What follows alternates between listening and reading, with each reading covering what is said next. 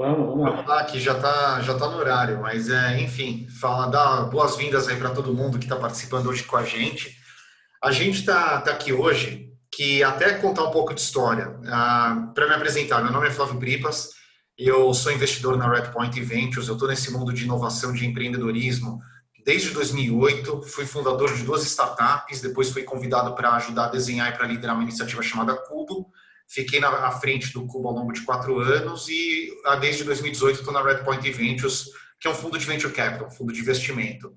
E um dos projetos que eu acelerei agora na quarentena foi fazer um pouco de download em vídeo no canal do YouTube de muita coisa que eu sempre falo todos os dias. É bacana que às vezes até o pessoal me pergunta, você está fazendo isso por quê? Eu estou fazendo isso porque é material de trabalho. Eu faço tanta reunião, converso com tanta gente, que às vezes tem um conceito que durante aquela reunião a gente passa, faz en passant, e depois eu falo, tem esse link desse vídeo, dá uma olhada nesse vídeo, porque o conceito está mais explorado lá. E assim, tá, como ferramenta de trabalho, está servindo super bem, super legal. Aliás, recomendo para o pessoal que tem muito conteúdo para fazer download. É algo que é super fluido, super bacana. E eu, na semana passada, participei de um bate-papo com o pessoal da indústria de petróleo. E teve uma discussão bem acalorada sobre ROI, retorno de investimento de projetos de inovação. E eu dei uma resposta que foi meio polêmica quando me perguntaram o que eu achava de ROI de projetos de inovação. Eu falei, olha, grava agora o negócio porque você tem que mostrar para o seu chefe. Se seu chefe está pedindo ROI de projeto de inovação, ele não sabe o que é inovação. E discorri um pouquinho sobre esse tema, que foi bem legal. Daí eu gravei um vídeo, coloquei lá no LinkedIn, o Sullivan fez um comentário que eu achei espetacular e falei, olha, vamos tentar explorar um pouco mais esse assunto aqui de uma forma aberta, que bastante gente possa participar, perguntar, porque é um tema super importante. Absolutamente toda empresa, existe uma urgência hoje para toda empresa inovar, porque senão vai ficar para trás. O mundo está mudando tão rápido que acho que a má notícia é que a gente sempre vai ficar para trás e a única opção que a gente tem é tentar acompanhar essa velocidade do que as coisas estão acontecendo. E fazer projeto de inovação, você tem que encarar até aprovar um projeto de inovação de uma maneira diferente. E é isso que a gente vai conversar um pouquinho aqui. Queria agradecer o Sullivan, até se você pudesse apresentar um pouquinho o pessoal que não te conhece, falar de onde você veio, o que você fez, o que você faz, e a gente pega desse momento e vamos bater papo. Só um detalhe, pessoal. Eu habilitei aqui o botão Q&A, de perguntas e respostas. É muito legal, qualquer pergunta que vocês tiverem, vai colocando lá e vocês podem votar nas perguntas também. A gente vai pegar as perguntas mais votadas para comentar aqui ao vivo com todo mundo. Legal? Sullivan, com você. Bom, valeu. Muito obrigado por essa oportunidade de bater papo sobre inovação. É um tema que eu tenho pesquisado bastante, trabalhado profundamente. Eu sou sócio na ACE. A ACE é uma empresa de inovação que tem duas unidades de negócio. Uma é investimento em startups. A gente pega ali antes do Series A, a gente investe até 1 milhão em startups. E a gente já tem mais de 17 exits, a gente tem mais de, acho que no total hoje, 1.500 empresas sendo aceleradas no total, um portfólio de mais de 110 investidas. Então, essa é uma unidade que a gente tem essa aceleração em investimento em startups, e a nossa outra unidade é de inovação corporativa. E é aqui que eu estou inserido, porque a inovação corporativa é um pouco diferente da inovação, digamos assim, de uma startup, porque ela é a inovação disruptiva em geral. A inovação corporativa é um pouco diferente. Esse braço a gente ajuda empresas a alcançar resultados exponenciais através dessa inovação. E lá existe um braço de tecnologia, onde a gente cria produtos que ajudem o gestor de inovação em sua jornada como um todo, principalmente na gestão de portfólio. Daí que traz a minha dedicação ao tema de como entender quais são as melhores métricas para ajudar os gestores nessa jornada.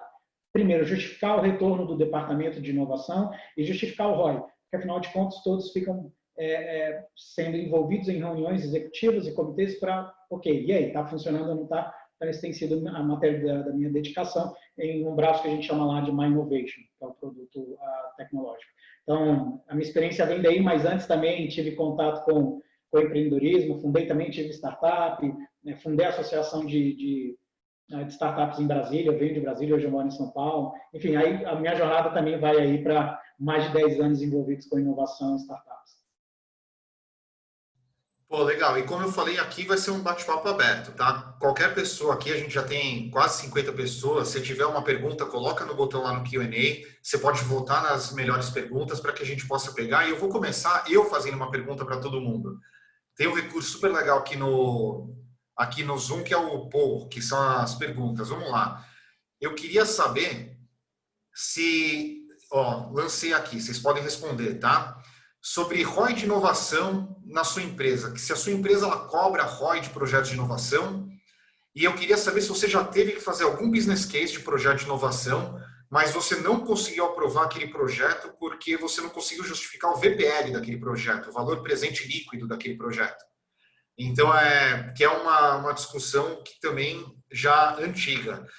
Sullivan, você acha que dá para calcular VPL de projeto de inovação? E antes dessa pergunta, o que é para você um projeto de inovação? Eu queria que você desse para a perspectiva, o que é um projeto de inovação?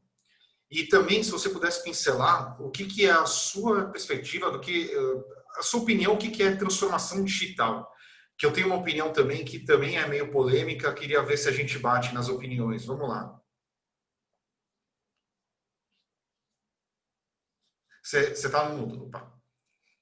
Desculpa, coloquei aqui para que a gente tivesse uma melhor qualidade. Bom, começando o que é um projeto de inovação.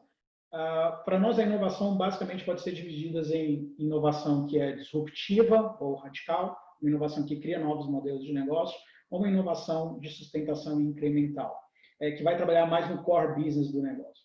Então, quando eu tenho essa visão, eu começo a identificar que existem características de projetos de inovação. Então, eu posso ter aquela inovação em que também ela é puxada pela empresa em termos de tecnologia via P&D, que é geralmente um ciclo mais linear, é uma abordagem antiga, mas sim, não deixa de ser inovação, ela está criando ali algum produto, e também a tecnologia, a inovação vinda puxada de mercado, eu diria, quando um vendedor traz a demanda de mercado para dentro da empresa e a empresa explora. Então, entendendo isso, a gente tem, então, inovação que são lineares, isso é uma abordagem do passado, inovações aqui que são totalmente para criar modelos de negócio diferentes, ou aquelas que vão mais no core do negócio. Aí há conceitos que a gente pode abordar mais na frente, de horizontes, etc., mas por hora tem todo esse contexto de projeto de inovação. Então, se a gente for falar de projeto de inovação, tem que entender em que contexto ele está, né? E qual é a natureza dele, inclusive. Então, hoje esses modelos lineares de inovação já não existem. A inovação agora ela vem de todos os lugares, vem do meu customer success, vem das minhas vendas, vem do meu marketing, vem de todas as áreas da empresa, vem da minha relação interna com colaboradores, externas. As fontes são milhares, ainda mais com o advento da internet agora. Então, dado essa característica, então, tudo é cíclico e que a inovação pode se encaixar em diferentes tipos de objetivo, eu entendo que o projeto de inovação vai ter essa natureza. Então, mas para o nosso papo, talvez, aqui, o que importa é assim, existem projetos de inovação que têm premissas conhecidas e tem projetos de inovação que têm premissas que são desconhecidas. E a partir do momento em que se cobra ROI, ele pode fazer sentido para projetos de inovação que eu tenho premissas conhecidas. Geralmente, inovações que são adjacentes, que eu conheço um pouco do histórico do produto, do meu público, do mercado. E, ainda assim, eu vou aprender e o ROI ele passa de uma estimativa. Ele é uma estimativa, é um achismo ali. Mas aí há aquele cenário em que a inovação é totalmente desconhecida e aí é onde rolam as maiores discussões do tipo, mas e aí, eu preciso calcular isso, né? Então, basicamente, existem essas duas naturezas aqui. Não, isso é legal. E você falou um negócio que é interessante que eu queria pegar, não queria perder o gancho, sobre você empurrar ou puxar inovação nas empresas. Independente se é uma inovação, como você colocou, nas adjacências, em algo que você já conhece um pouco. Para mim, eu chamo de... Eu não costumo usar a palavra inovação quando você está atuando em algo que você conhece, tá? Eu costumo utilizar uma melhoria incremental. Eu gosto de utilizar inovação quando é realmente algo novo, quando você pisa num terreno desconhecido. Não sei se academicamente está certo esse conceito, até algo que eu queria que você comentasse. Mas quando você está navegando num terreno desconhecido, você vê mais as empresas puxando ou empurrando. O que eu quero dizer com isso? Puxando eu tenho uma necessidade e eu vou atrás do mercado para ver se alguém satisfaz aquela necessidade. Agora, empurrando não. Empurrando é, alguém bateu aqui na minha porta, eu vi uma tendência bacana, vou ver se aquilo se encaixa. Acho que um exemplo que é muito legal, que eu até vi nas últimas semanas, você vê, por exemplo, projeto de realidade virtual, realidade aumentada, eu vejo muita empresa empurrando esse tipo de projeto, porque nem sabe para que ele vai servir no dia a dia. O que você vê, geralmente? Esse é um jogo em que ou você está no jogo de tentativa e erro, ou você está no jogo de maior probabilidade. A inovação, você trabalha com probabilidades. É como o mercado financeiro também. Então, eu entendo que se você quer jogar um jogo que ele é mais certo, a gente vai ouvir o mercado, vai ouvir as necessidades dos clientes. Inclusive, se a gente pegar a própria teoria de Jobs to be done, que é uma teoria muito famosa dentro de inovação, você vai ter literaturas apontando para 86% de chance de ter sucesso em projetos de inovação que tem essa abordagem de escutar o cliente, entender os pontos de dores, as suas necessidades na jornada. Ao contrário de quando a gente vai para essa tecnologia mais empurrada, ou seja, eu tenho uma tecnologia e quero achar problema nisso no mercado. E aí você começa a disparar para vários tipos de clientes, mercados, personas, e aí você assim vai investir um caminhão de dinheiro, às vezes, na maioria isso não vai dar certo, um monte de pessoa vai sair frustrada, principalmente por conta do tempo envolvido, e aí você vai ver literaturas apontando para 5 a 20% de acerto. Não acho que é uma boa ideia. Entretanto, se a empresa ela conhece muito daquele mercado, talvez faça sentido. Por isso que eu acho que vai mais da qualidade da empresa em entender como ela se comunica no final do dia com o mercado e está antenado, ou ainda que ela empurre alguma tecnologia, que ela entenda para onde aquela tendência está indo e tudo mais. Mas eu diria que não dá para escolher um ou outro, acho que tem que ter um bom equilíbrio nisso tudo, né? Às vezes os clientes também mal sabem falar da sua necessidade, daí vem a inovação da disrupção, mas para ser talvez mais certeiro, escutar o cliente no centro, para mim, é o fundamental. Escutar o cliente, ele está no cerne das metodologias ágeis, hoje que é praticamente a metodologia que toda startup usa, né? Que é sempre desenvolver o produto, o serviço junto ao cliente e incrementando aquele produto, serviço de acordo com o cliente. Eu até falo que uma startup, então um projeto de inovação, por isso que eu faço essa diferenciação entre uma melhoria incremental e projeto de inovação. Uma melhoria incremental, você já sabe mais ou menos onde que você quer chegar. É que talvez o caminho pode ser um pouco diferente. Numa inovação, você tem uma visão, mas você não sabe exatamente qual que é o caminho para chegar naquela visão. E você vai tentar dar um passo depois do outro. Às vezes um passo dá errado, você para, tem que mudar de direção, ou então às vezes ele dá certo, você dá um passo mais rápido naquela direção, que é basicamente o que diz o Startup Enxuta.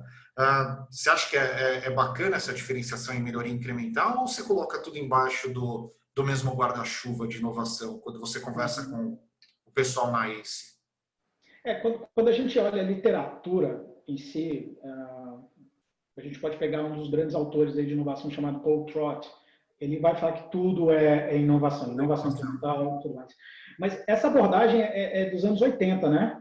Essa visão. Então tem bastante tempo, muita coisa mudou. Eu também concordo com você que dá, mas acho que esse é um mérito que não sei se é nem tão válido discutir. No final do dia, tem que entender mais como a empresa quer se posicionar em termos de portfólio, se ela quer atacar o mercado, se ela quer se defender, e aí, a partir disso, ela entende como gerenciar a inovação. O que não dá é pegar inovações incrementais, que é um terreno que se conhece, e comparar com inovações que eu não conheço o terreno, como você falou, que eu não sei, que geralmente o planejamento sempre das vezes, ele é errado, né? O mercado dá sempre o seu jeito de mostrar que é um caminho diferente. Você consegue planejar o sucesso de um projeto desde que você conheça as variáveis que suportam aquele projeto. Se você não conhece as variáveis, não consegue. Eu vou compartilhar aqui o resultado da primeira pesquisa que a gente fez, Sullivan. Acho que você deve estar vendo na sua tela, o pessoal também. Uhum. Que 39 pessoas responderem é praticamente meio a meio. Metade das empresas cobra ROI dos projetos de inovação e metade das pessoas, na verdade, até um pouquinho mais a metade das pessoas não conseguiram aprovar, quase metade, não conseguiram aprovar projeto porque não conseguiu aprovar o VPL de um projeto de inovação, que é um negócio que é complicado. Não dá para calcular VPL se você está fazendo algo completamente novo. E eu quis provocar esse bate-papo hoje porque você tinha colocado lá no LinkedIn, no post, uma resposta super bacana que quando a gente fala de projeto de inovação, não adianta olhar projeto a projeto. A gente tem que olhar portfólio. Fala um pouquinho mais sobre isso, que eu acho que é legal. Certo. Bom, te contar então uma história, né? Bom, primeiro é super interessante essa pergunta 2.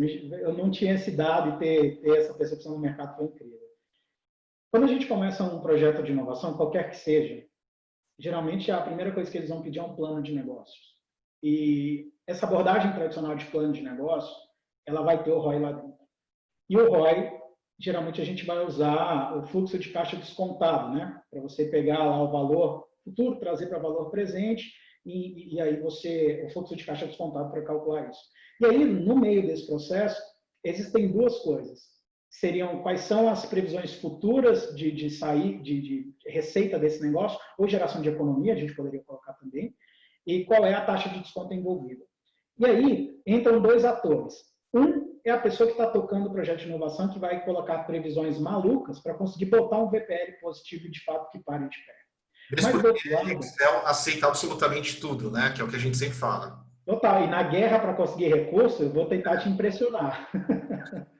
E aí o outro lado é a taxa de desconto. A taxa de desconto é o time de finanças, dada a natureza incerta da inovação, vai colocar taxas de desconto absurdas. Então o VPL ele fica como uma espiral da morte. Todo mundo vai tentar puxar para um lugar, isso não vai dar certo. Então, o que isso quer dizer? Então quer dizer que não tem ROI? Não, então inovação não tem ROI? Não, não é isso. O que acontece é que, quando a gente tem projetos que têm uma maior certeza e não tem variância, a gente usa a contabilidade mais tradicional e métricas financeiras. Por outro lado, quando você não tem uma jornada incerta, você usa o Innovation Accounting, a contabilidade da inovação, que ela é um misto de você separar as fases por estágios e gates, e em determinadas fases você cobrar progressos baseados em hipóteses e experimentos. Então, a gente vai chegar lá. O ponto é, eu preciso colocar tudo isso numa mesma cesta. E olhar o ROI. Se eu for colocar o ROI e olhar por projeto separado, eu vou otimizar para aqueles projetos que têm mais certeza. Portanto, eu não moldo o meu futuro. Eu vou estar copiando mais o mercado também. Então, isso não é muito interessante. Eu vou privilegiar muito mais aquilo que eu conheço. Então, eu preciso também não matar esses projetos que estão sendo incertos. Mas se eu calcular o ROI para eles, sempre vai ser negativo. Vai ser sempre um desastre. Vamos combinar, não tem como ser um sucesso. Eu não conheço nada. E aí vai ficar todo um achismo. Não é legal. Então, se a gente for calcular ROI por projeto, eu mato. Assim como o pessoal colocou na pergunta 2 aqui, eu vou começar a matar projetos de forma bastante prematura. E, às vezes, projetos incríveis, que poderiam ter um impacto assim, extraordinário, mas a gente matou. Por isso que a gente não recomenda você calcular o ROI por projeto, porque você tem naturezas diferentes. É a mesma coisa de você ir no mercado, comprar frutas e legumes e querer medir só frutas. Não existe. Você tem que considerar que existem legumes ali e você tem que calcular de forma diferente. Então, dado isso, se você calcula o ROI para o portfólio, você começa a ter uma estratégia bem mais inteligente de abordagem da inovação. E aí, de novo, vai depender se a empresa está em ataque ou defesa, mas imagina que você está lidando com esses dois tipos de inovação, a gente vai calcular o ROI com 2 Is, que é o Return on Innovation Investment, que ali ele soma o total de todos os projetos, os ganhos obtidos em receita e em economia, que muitos projetos de inovação trazem economia indireta, por exemplo, Open Innovation com startups traz, às vezes, uma economia indireta ali para a tua zona de eficiência operacional. E a partir disso, aí sim, no bolo, eu sei se eu estou indo bem ou mal. Porque a minha visão tem que ser muito mais de investidor do que qualquer outra coisa. Se eu for ficar apostando em projetos únicos, o meu risco cresce absurdamente. Então, até a visão para o gestor de inovação, para os líderes de inovação, tem que ser um jogo de volume. Não vale a pena assim, só separado. Agora, o ROI, ele não pode ser calculado, o ROI com 2 Is, agora eu estou falando, ele não pode ser uma métrica também utilizada sozinha. Porque senão, enquanto você não estiver tendo o retorno dos projetos que são incertos, você vai ter uma métrica que ela é viciada praticamente. Então, você tem que ter ela acompanhando outras questões, outras mensurações para ter sucesso, que foi um pouco do que eu coloquei lá para vocês no comentário. Né? A gente pode falar também sobre elas aqui. E sabe que eu gosto de pegar alguns ganchos daquilo que você está falando. Eu vou até dar uma palhinha aqui de algo que as pessoas talvez não tenham nem tanta consciência. Qual que é a diferença de risco de um venture capital ou de uma startup que está buscando investimento? O venture capital, o que ele faz é exatamente isso. Para que ele tenha menos risco, ele constrói portfólio. Então, ele não investe em uma empresa, ele investe em 10, 20, 30 empresas. Algumas dessas 10, 20, 30 empresas, algumas delas vão dar errado, algumas vão dar de lado e algumas vão dar tão certo que vão dar o retorno do fundo inteiro. Só que da perspectiva da startup, o empreendedor ele tem um risco de 100%, né? Ele tem o risco completo. E a analogia que a gente faz para projetos em grande empresa é a mesma coisa. É como se cada iniciativa de inovação fosse uma startup, fosse um projeto que tem tudo para dar errado. E provavelmente tudo joga para que ele dê errado. Só que se você faz várias iniciativas e faz a gestão do portfólio, isso como você colocou, é mais inteligente porque você consegue mostrar qual que é o retorno provável daquelas várias iniciativas somadas. Eu vou aproveitar, Soliver, eu vou compartilhar um material por volta de 2017, 2018. Quando eu estava à frente do Cubo, eu falava com muitas empresas. Ainda falo, mas eu falava com muitas. E eu comecei a usar um material que eu fiz uma mashup de uma consultoria chamada Before Alpha, com um monte de coisa que eu vi por aí para facilitar esse tipo de conversa. Eu vou compartilhar aqui, você me fala se você está vendo. Tá? Aqui é tudo online, real time. Tá vendo minha tela? Sim. Legal. E eu falava assim, qualquer projeto de inovação, qualquer iniciativa, você tem que definir para que todo mundo saiba e não gere frustração, para que todo mundo esteja alinhado, o que aquela iniciativa ela vai entregar. Se ela vai entregar, por exemplo, educação, que significa mudança de mindset das pessoas da sua organização, se vai te ajudar a adotar uma nova tecnologia, uma nova metodologia, ou vai promover sua marca. Ao mesmo tempo, se aquela iniciativa de inovação vai ajudar com pesquisa e desenvolvimento, algo que tem um tempo de maturação maior, business development, que significa testar um mercado diferente, ou então com vendas de produtos e serviços que já estão no portfólio da empresa. Se você for perceber, tudo que está aqui para a esquerda, ele é mais visando longo prazo e mais visando o ambiente interno da empresa. Tudo à direita é mais de curto prazo e visando o ambiente externo da empresa. E eu fazia direto um exercício com as empresas que eu conversava de tentar colocar cada um dos projetos dentro dessa teia, dentro desse radar. Até que chegava numa foto de como todos os projetos eles estavam contribuindo com a estratégia ou não da empresa. E isso vai muito de encontro com o que você falou, né? Porque não é uma iniciativa só. Às vezes você faz uma iniciativa que é para promover a marca. Vou fazer um hackathon. Puta, que legal. Hackathon externo, promover a marca, fazer aquela propaganda, fazer não sei o quê. Mas será que aquilo lá vai ajudar você com business development, para você mudar o modelo de negócio? Ou então vai te ajudar a adotar uma nova tecnologia? Talvez até ajude, mas menos. Não, mas eu vou fazer talvez fazer um trabalho com a ACE de aceleradora de empresas que estão no meu core business. Puta, daí é legal, porque daí ajuda a adotar, ajuda com pesquisa e desenvolvimento e assim por diante.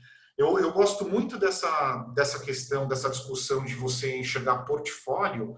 Eu gostei do jeito que você colocou de você medir o retorno daquele portfólio. Se você pudesse falar um pouquinho mais sobre isso, que isso que me chamou muito a atenção.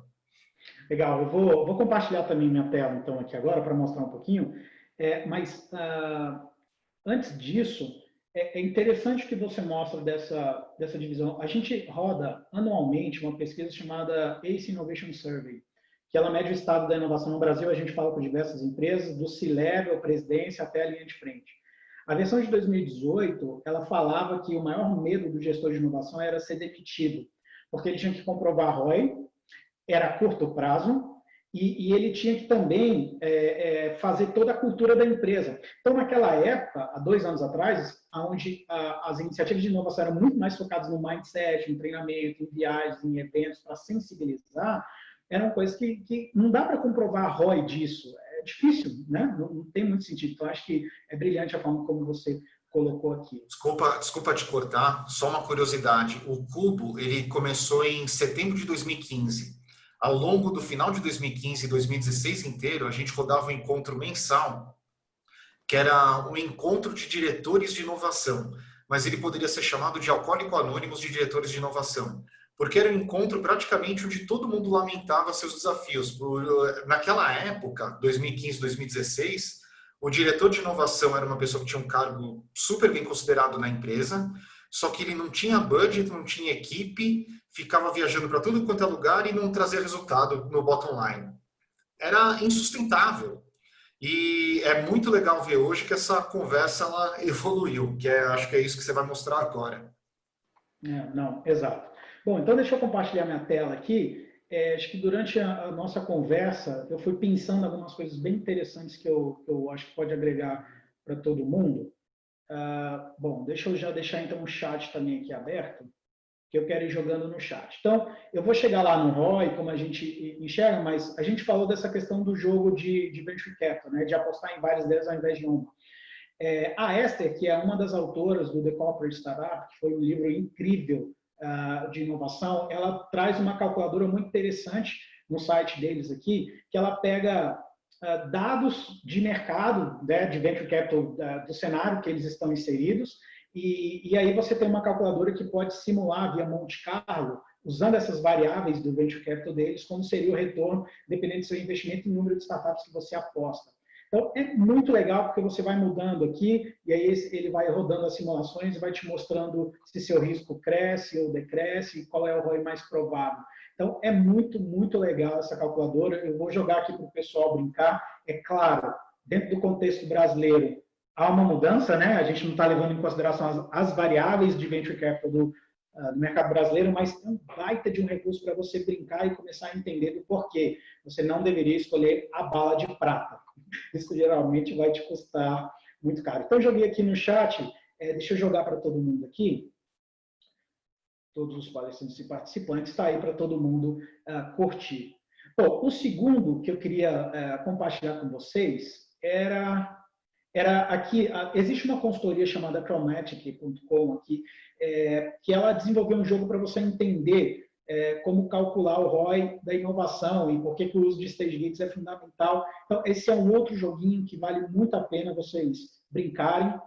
Eu vou jogar aqui só para vocês entenderem um pouquinho. Então, é igual aquele jogo do Luciano Huck, né? Ele fala assim, quando você tem uma ideia, você simplesmente joga ela aqui, ela vai percorrer um caminho totalmente aleatório. Esse caminho aleatório pode te dar um retorno exponencial ou também pode ter uma maior chance de dar errado. E a cada vez que essa bolinha fica mais tempo passando dentro desse triângulo, ela consome mais recursos. É exatamente o que a gente passa na vida real, é genial esse joguinho. E aí a gente vai jogando uma bolinha aqui, ele vai caindo e tal, e assim, de forma aleatória ele vai mostrando se está tendo retorno ou não.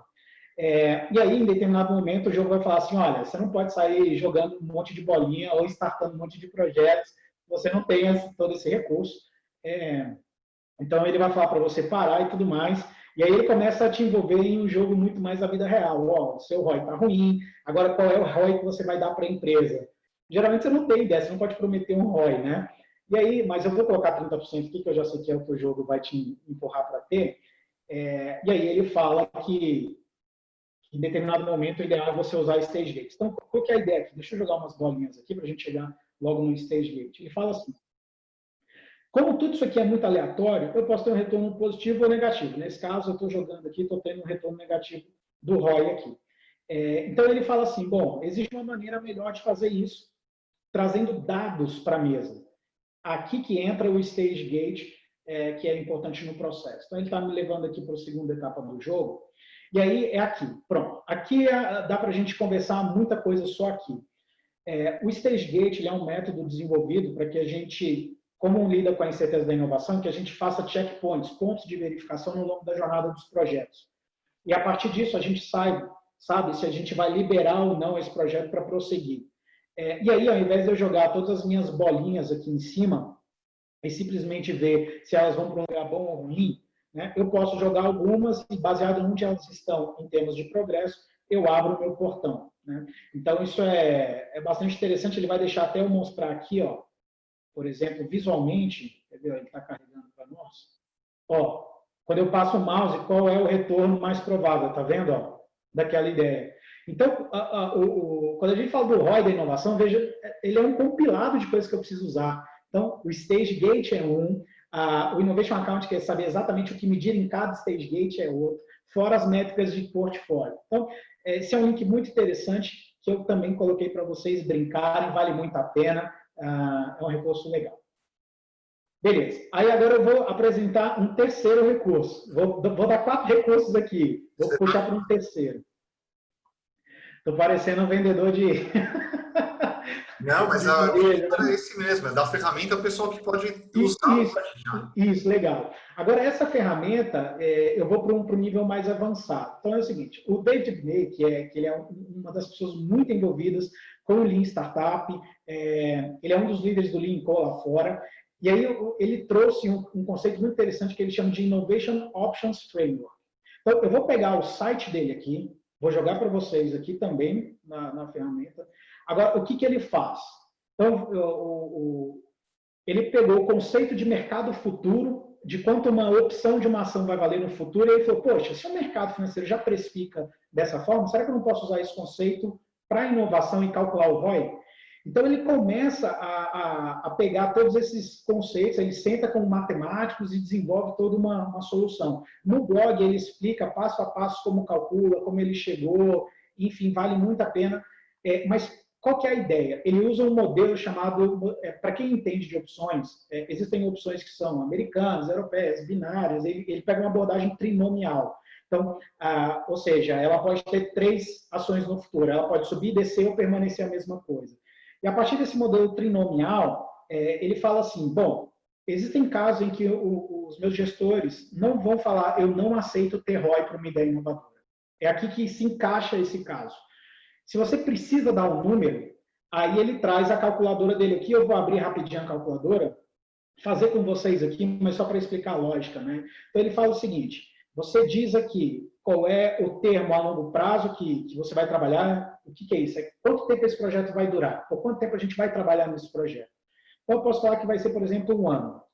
Tá bom, aí ele fala bem assim, quantos pontos de verificação você vai fazer? Ele usa isso para traçar as quebras da árvore trinomial. Eu vou fazer isso aqui mensal.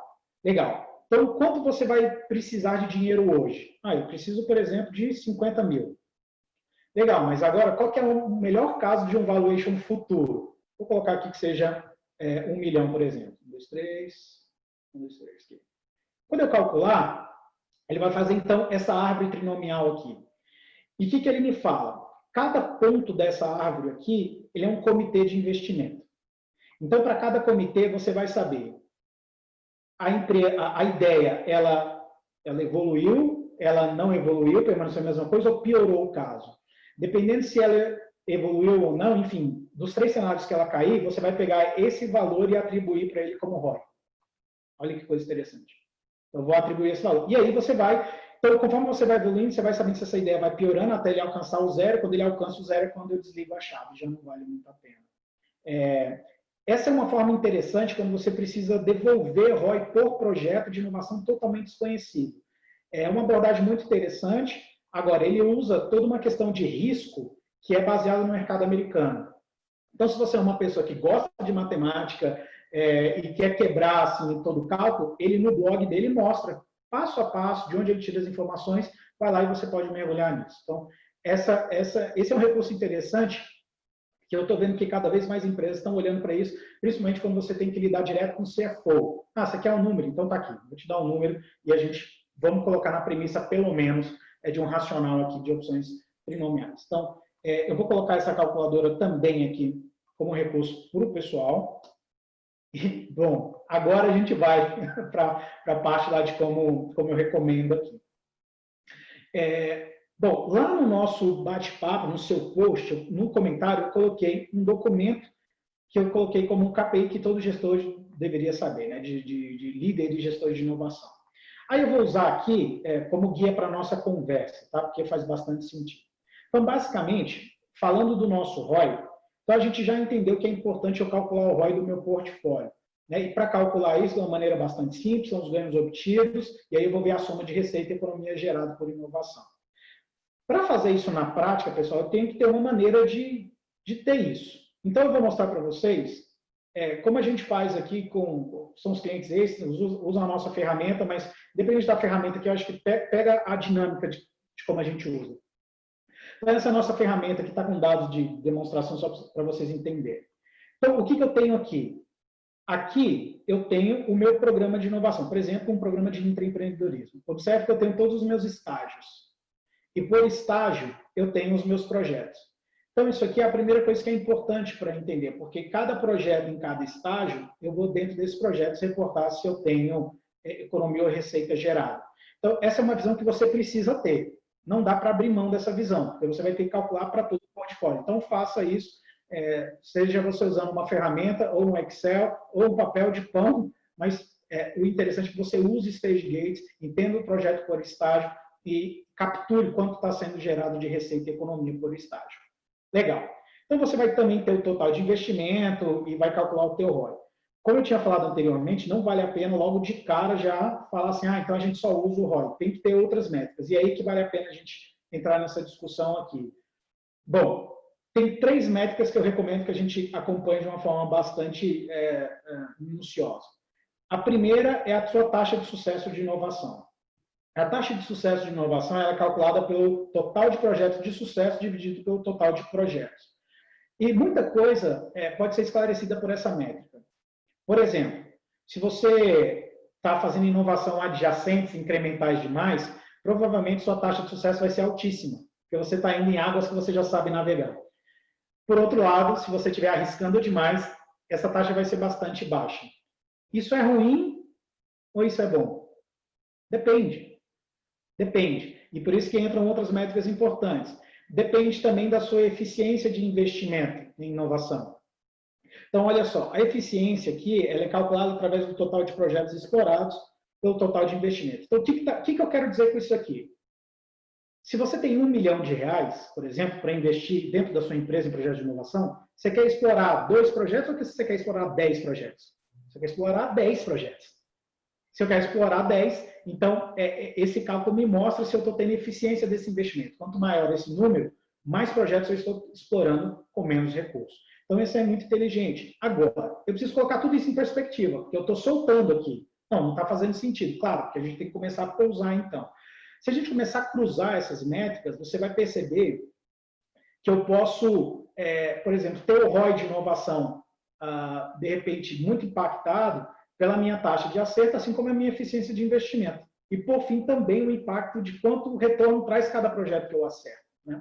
Então, por isso que eu trago uma outra métrica aqui para finalizar, que é a magnitude da inovação, que é o ganho obtido total pelos projetos de sucesso. Bom, aqui é bem simples de entender, ou seja, cada projeto que dá certo na minha empresa eu tenho quanto de impacto financeiro. Aí, o que acontece? Só explora um pouquinho mais o que você chama um projeto de sucesso, tá? Que é uma dúvida que também o pessoal sempre faz. Legal. Aí eu vou falar, depende. Depende do que é sucesso para você como companhia. Então, você pode colocar de repente, você pode falar que sucesso é o retorno financeiro, é o retorno de marca, é redução de risco de trabalho, é branding, é awareness, aí... Legal, a gente vai falar mais sobre isso depois. Continua aí. Bom, e aí, o importante é ver isso lado a lado. Aonde eu quero chegar é, se você usar o ROI com essas 3 métricas adicionais, você vai começar a entender que empresas podem usar estratégias diferentes para chegar no mesmo objetivo. Então, por exemplo, se a minha taxa de sucesso ela é baixa, tudo bem se a magnitude da inovação for alta. Quando eu acerto uma porrada, excelente. Esse é o jogo de Venture Capital. Por outro lado, você pode também querer, olha, eu não posso apostar em várias ideias, não, tudo bem, então você vai ter que acertar muito bem. Então, isso quer dizer que você vai ter que ter muito processo, método, pesquisa, cliente no centro, sua empresa tem isso para te levar para lá ou não. É fundamental acompanhar todas essas métricas. Eu acho que vale muito a pena, a galera que está aqui, eu vou copiar o link direto, vocês vão poder acessar aqui, porque eu coloquei acesso de leitura. Dediquem um tempo lendo isso aqui, que vai te ajudar bastante a colocar em contexto. Não, espetáculo. Eu acho que assim, a gente está dando ferramentas que realmente as pessoas podem utilizar e desmistificar um pouquinho esse assunto. Eu queria rodar uma outra pesquisa aqui. Deixa eu parar esse share e vou rodar uma pesquisa do que é retorno estratégico que as pessoas elas buscam em projeto de inovação, tá? Vocês vão ver aqui se é inteligência de mercado, se são novos produtos, novos serviços, novas parcerias, canais de venda, receita adicional de venda dos produtos, entrada em novos mercados, disseminação interna de novas tecnologias, assim, várias opções. Eu queria ter um senso das pessoas que estão assistindo hoje, o que elas estão buscando nos projetos de inovação dentro das empresas. E queria lembrar todo mundo também que tem um botão de Q&A embaixo para você poder fazer as perguntas, votar nas perguntas, que a gente já vai pegar as perguntas mais votadas para começar a responder aqui online. Vamos mudar um pouco de perspectiva, Sullivan, porque a gente falou sobre cálculo de retorno, de return on investment, retorno de inovação, só que uma coisa que fala-se muito pouco nesse mercado é que quem trabalha com inovação muitas vezes não tem os incentivos alinhados para que possa pensar dessa maneira, para que possa pensar em portfólio de projetos, para que possa se dar ao direito de ter projetos que vão dar errado no meio da jornada. Como que você vê isso nas empresas com as quais você trabalha? Existe incentivo para o executivo que trabalha na área de inovação de uma empresa alinhado de alguma forma com isso, tudo isso que a gente está falando? As empresas elas estão começando a desenhar incentivos que permitem que o executivo ele inove, ou ainda o que a gente mais encontra no mercado são incentivos que falam, olha, executivo, me entrega as metas no final do ano, porque só se você entregar as metas você vai ganhar um bônus. Se você não me entregar as metas, esquece, você vai até ser demitido. Como que você vê isso? Eu acho que continua a grande maioria, infelizmente, assim. O mercado está amadurecendo, mas a gente ainda vê essa falta de uma organização mais ambidestra, né? Que tenha um design organizacional que favoreça tanto o core quanto a inovação. O problema é que são culturas totalmente diferentes, né, Flávio? Não dá para eu pegar, por exemplo, uma empresa que durante anos construiu uma marca, né, atinge a sua maturidade, tem um altíssimo nível de entrega, então ela, por definição, ela vai querer reduzir a ineficiência, ela vai reduzir o risco, vai reduzir a incerteza, e isso é onde eu vou ver muito mais métrica financeira, crescimento, e faz sentido eu ter metas ali. E aí é a meta tradicional que a gente já conhece como bônus. Mas quando eu vou para inovação, eu tenho criatividade. Eu tenho cliente no centro, que o cliente vai me falar várias coisas, eu vou aprender. Eu tenho variância, eu tenho toda uma cultura, um jeito, uma estrutura, um processo que é totalmente diferenciado. Então, se eu usar as métricas de lá para cá, vai dar errado. Esse é um tema que as empresas estão começando a entender. Quando elas começam a montar iniciativas mais estruturadas, de, por exemplo, corporate venture dentro da empresa, tendo um responsável, colocando métricas que fazem mais sentido, ou departamentos de inovação, ou a liderança de novos negócios e parcerias também, talvez pega e abraça essa questão. Mas eu diria que a gente está engatinhando. Ainda falta muito chão para a gente melhorar essa questão do design organizacional. Principalmente, e aí talvez agora um olhar pessoal, tá? Que é quando dá certo. Porque quando dá errado, é mais fácil. Eu mato, realoco as pessoas. Mas quando dá certo, o que eu faço com os profissionais que estavam naquele time? Eu mantenho eles, abro uma empresa nova, mas eu vou dar equity, mas quem é dono desse equity? Mas o acordo que eu tenho com os meus shareholders já? Mas qual é um benefício que vai fazer ele ficar e não sair dessa ideia? Ele é estratégico para o momento de crescimento? Enfim, faço vesting, não faço, o salário aumenta, diminui, como eu equalizo? Então, de novo, não tem uma receita. Cada empresa e cada situação vai definir isso. Mas eu diria que a gente está numa fase inicial, mas o importante é a liderança visionária. Se a liderança estiver entendendo que eu lido com a inovação diferente, como eu lido com a inovação incremental, né, ou com o mais certo, a gente vai ter empresas mais acertando. Mas ainda assim eu costumo receber ligações de gerentes de inovação e líderes sendo demitidos porque foram cobrados por coisas que eram incoerentes. A curto prazo, eu acho que você também deve receber dezenas de ligações desse tipo, ainda é triste, mas isso está diminuindo, mas a gente ainda está só começando. Eu acho que as empresas estão começando a ter a consciência que elas têm que operar naqueles, até os dois modos lá, o modo de eficiência operacional e o modo de inovação. Isso. No modo de eficiência operacional, você tem equipes buscando métrica, buscando redução de custo, aumento de qualidade, aumento de margem. No modo de inovação, você tem as equipes buscando novos produtos, novos serviços, e evoluindo aquele desenvolvimento em etapas, mais ou menos dessa maneira que a gente está falando agora. Eu vou fechar a pesquisa aqui e compartilhar os resultados. Olha que legal, a maioria dos projetos de inovação, o pessoal está buscando novos produtos e serviços. Então, é bem legal. E algo que se sobressaiu aqui, que eu achei que ia se sobressair, mas não tanto, é a mudança de mindset da organização, a mudança da cabeça da organização. Eu, até algum tempo atrás, quando o pessoal me perguntava o que eu entendia por transformação digital, eu até hoje eu respondo que transformação digital é uma grande enganação. É a desculpa que as empresas estão utilizando para que as pessoas possam pensar a organização de uma forma diferente. Repensar produto, repensar serviço, repensar metodologia, repensar a forma que as coisas funcionam. E eu diria até completar em relação a isso, em 2020 não existe desculpa para que a gente não repense como as coisas são feitas. A natureza deu um baita do empurrão para que a gente repensasse forma de organização, forma de comunicação, forma de relacionamento. Não tem mais barreira para as empresas tentarem fazer as coisas de uma maneira diferente. Você não acha, Sullivan? Total. A gente, falando de novo do Ace Innovation Summit que a gente rodou esse ano, a gente colheu agora de julho a junho, de junho a julho, desculpa. E lá, a maioria das empresas estão agora puxando a transformação digital como prioridade. E é justamente porque agora ela se viu em que o modelo de negócio dela não era tão adaptável, as pessoas não sabiam operar em um novo ambiente, e aí está todo mundo acelerando e assim ainda perdido para saber como faz. Então, acho que por isso que a transformação digital tem sido a bola da vez, né?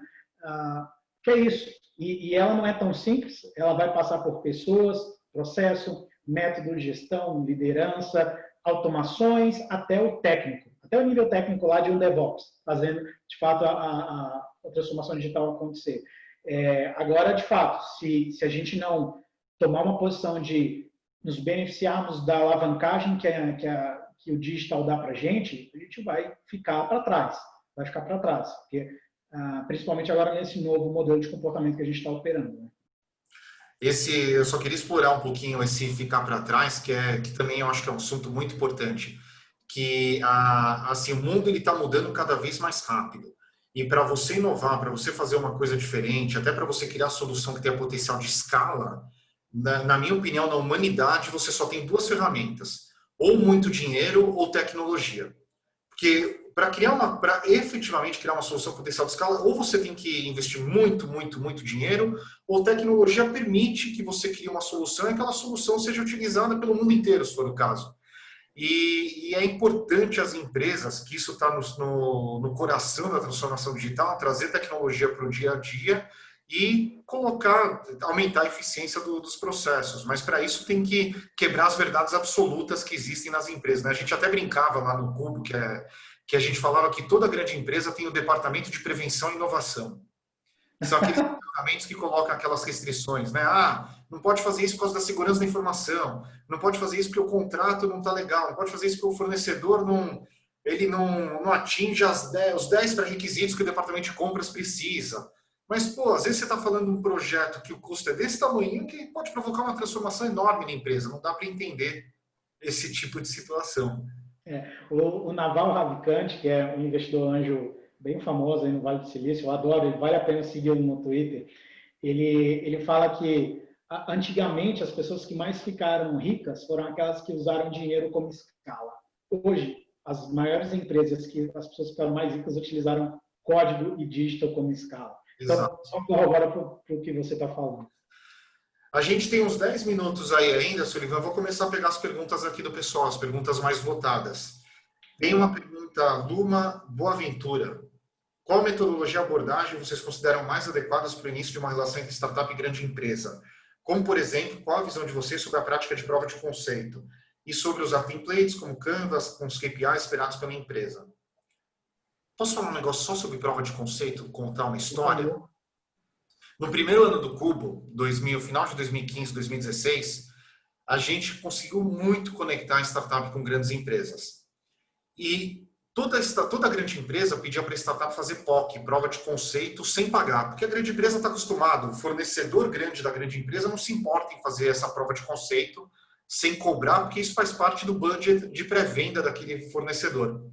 Só que 90% dos projetos de sucesso que deram certo, que entregaram o que deveriam ter entregue durante a prova de conceito, eles não conseguiram ser contratados depois pela grande empresa, porque a startup não atendia os pré-requisitos do departamento de compras. O que a gente fez lá no Cubo? A gente baixou uma lei informal falando, olha, startup do Cubo não faz prova de conceito sem cobrar. A gente prefere que a startup fique 6 meses para ser homologada na esteira de compras do que fazer o projeto, gastar, investir tempo e dinheiro e depois morrer na praia. E foi uma mudança da água para o vinho quando a gente fez isso. Acho que o hack aqui, até para responder para a Luma, a prova de conceito é importante, mas eu não chamaria de prova de conceito. Eu usaria muito a metodologia do Lean Startup. Você faz uma primeira etapa, depois faz a segunda, depois faz a terceira e vai aumentando o escopo, o budget em cada uma dessas etapas. Na ICE você vê coisa parecida, Sullivan? É exatamente isso. Exatamente isso. Eu talvez só colocaria um ponto importante que depende muito da maturidade também da sua empresa, do nível de relacionamento que você vai querer ter. Eu vou compartilhar rapidamente uma tela aqui com vocês, que pode ilustrar isso para a gente de uma maneira legal. Quando vocês estiverem vendo, me confirma, por favor. Já está aqui. Legal. Então, a gente aqui na ACE, a gente tem uma visão que o engajamento com o Open Innovation com Startups, ele tem 5 níveis, né? Então, você faz a contratação de startups como fornecedor da área de negócio, esse é o mais padrão. Depois que você domina esse nível, existe um nível 2, que você já usa a contratação de startup como impulsionador de projetos de inovação, então isso é muito interessante, até você utilizar o nível 3 aqui como estratégia de go-to-market em conjunto. Então, isso tudo passa por prova de conceito. Então, assim, olha só que interessante. No ano de 2019, nós levantamos cerca de 140 programas corporativos com startups. 140 no Brasil. Sabe quantos são bem vistos? Não dá na mão. Por quê? Porque é justamente isso.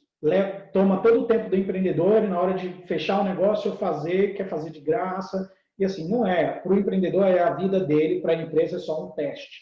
Então, acabou que esse termo até de programa corporativo com startups ficou até meio que ruim, né? Porque todo empreendedor já sabe, não, lá vem aquele programa que eu já sei que saco, vou receber mentoria de executivo que nem sabe o que precisa ser feito. E aí isso caiu em descrédito. Então, acho que uma dica importante se você for fazer um programa desse hoje, faça com viés de negócio e a prova de conceito tem que ser paga. Então, é isso. Falamos sobre esse tópico, eu acho que isso é a receita do sucesso. Não é à toa que hoje, para um programa de inovação, você tem que ligar para as startups e convencer que vai ser um bom programa, se você quiser ter um bom engajamento.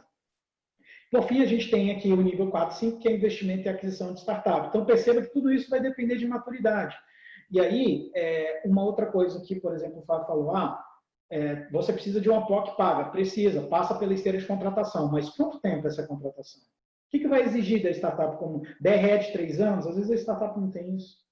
Então, dependendo do que ela exigir, se ela não tiver uma esteira ágil, um fluxo que beneficie isso também, aí também pode melar todo o processo. Então, é algo que deve ser pensado aqui. Então, eu achei pertinente compartilhar sobre isso. Não, perfeito, perfeito. Vou pegar uma segunda pergunta aqui do Marcelo Kahn. Às vezes conseguimos aprovar um projeto porque os executivos se engajam na ideia, mas a mediação dos resultados se torna um fardo a ser carregado, já que a natureza dinâmica dos projetos ágeis faz com que os benefícios não sejam exatamente os planejados. Com que frequência é bom renegociarmos os acordos? Como avaliar a performance da equipe e parceiros baseados nessa incerteza? Eu acho que você já deu essa resposta, mas mostra de novo os gateways para o projeto. Exatamente. Deixa eu colocar aqui na tela. Espera aí. Vou pegar aqui.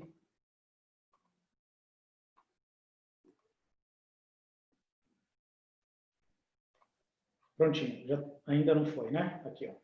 Tá indo. Vou pegar esses gateways aqui que a gente estava na tela. Aqui. Agora foi.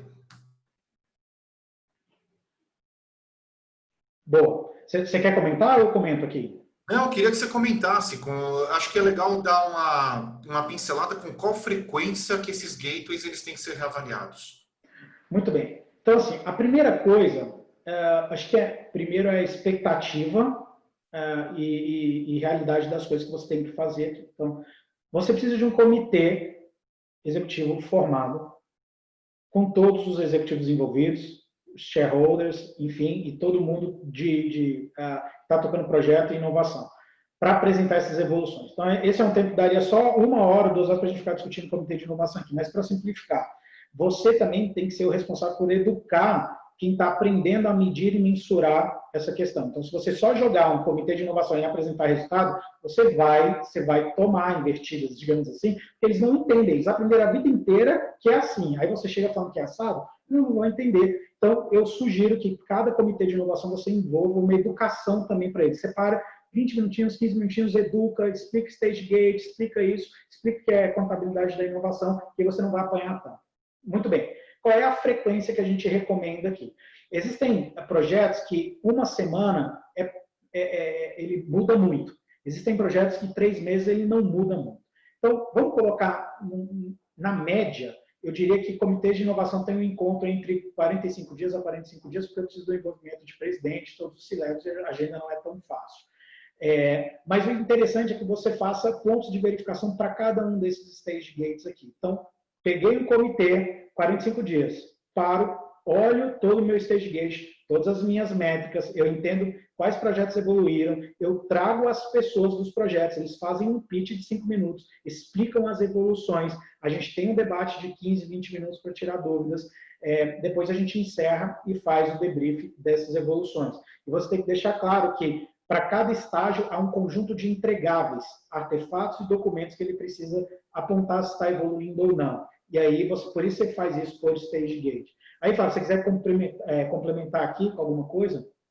Não, acho que é perfeito. Vou só falar, pessoal, que a gente está chegando quase no final. Vamos pegar mais 3 perguntas e falar para todo mundo ter a oportunidade de votar nas perguntas aí, que a gente vai pegar as 3 mais votadas, tá? Vamos pegar uma próxima, então. A gente faz a resposta bem rapidinho, Sullivan. Bora. A do Lerme Medeiros. Uma dúvida que tenho aqui na empresa, trabalhamos com ambas, inovação incremental, inovação disruptiva, P&D, mais startups. Uma dificuldade é como monitorar os ganhos desses projetos no portfólio. Existe alguma forma de gestão, ferramenta, metodologia para controlar, monitorar? Pergunto, pois temos um portfólio grande aqui, são mais de 600 iniciativas em execução, entre projetos de inovação incremental, projeto de P&D, projeto de transformação digital e POCs. Como cuidar de tudo isso junto e ainda dar visibilidade à alta liderança? Vou fazer um merchan meu aqui. Mas deixa o Innovation, vai. O My Innovation é isso. O My Innovation é isso. Quando eu montei o My Innovation, eu conversei com 75 gestores de inovação que me falavam que essa era a dor, essa era a dificuldade, e o My Innovation foi para isso. Então, a gente pode conversar, mas basicamente você tem que fazer todas essas áreas se comprometerem a colocar em uma única visão simplificada, em um único lugar para coletar esses projetos, começar a estabelecer mais templates, começar a entender quais são os stage gates de cada uma das naturezas do negócio para você acompanhar. Então, acho que basicamente é isso. Legal, vamos pegar a outra aqui, a penúltima. Do Leonardo Oliveira. Esclarece como vocês verificam o potencial de um projeto na linha de definir se vale a pena avançar com ele ou não. Variáveis de tecnologia madura, timing de mercado, potencial de geração de caixa. Como vocês fazem? Putz, esse é um belo depende. Tem uma pesquisa de mercado, eu também vou compartilhar um negócio que eu gosto de mostrar muito, que quando a gente começa a falar de investimento em projeto de inovação, mesmo investimento em startup por empresa, que tipo de retorno que a empresa está esperando. Se a empresa ela quer com aquele projeto, foi aquela pesquisa que eu rodei antes, tá? Exatamente aquilo.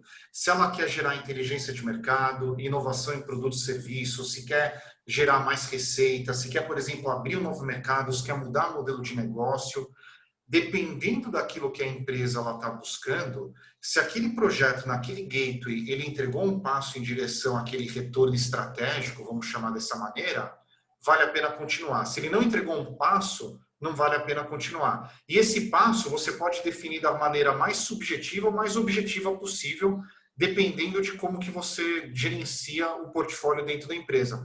O Sullivan ele tem uma metodologia extremamente objetiva de controlar esses passos a partir da plataforma do My Innovation, mas eu já vi de tudo. Eu já vi a análise qualitativa, análise quantitativa, objetiva, subjetiva, depende muito, é muito caso a caso. Não sei se você tem alguma consideração, Sullivan. Não, exatamente isso. Essa pergunta daria um outro webinar. Mas...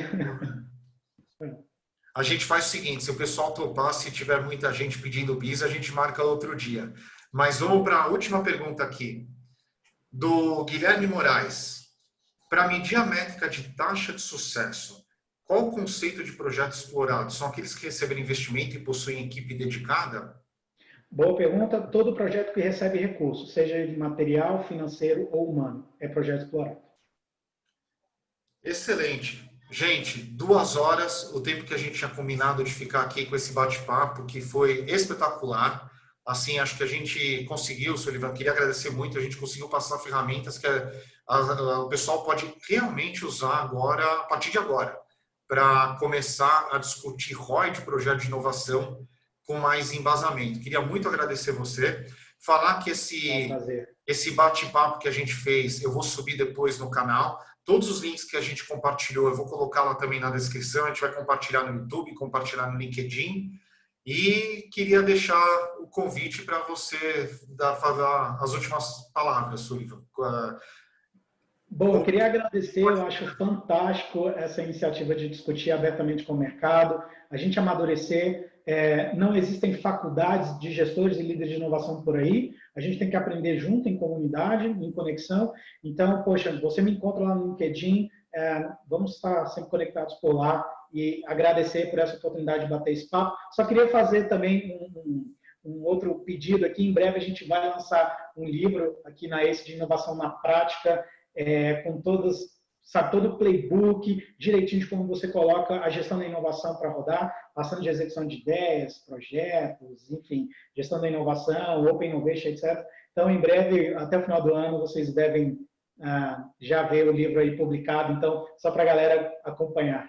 Excelente, me manda para ajudar a divulgar. E só uma última palavra, isso que eu falo muito sobre serendipidade, que é aproveitar aqueles encontros não marcados, aquelas oportunidades que surgem de forma completamente orgânica. E eu acho que a gente fez um bate-papo muito rico e que surgiu simplesmente de forma orgânica, por conta da serendipidade, até em tempos de só comunicação virtual. Foi muito legal, Sullivan. Obrigado, viu? Um abraço. Eu que agradeço. Gente, obrigado por participarem. Abraço para todo mundo. Valeu a todos. Tchau. Tchau, tchau.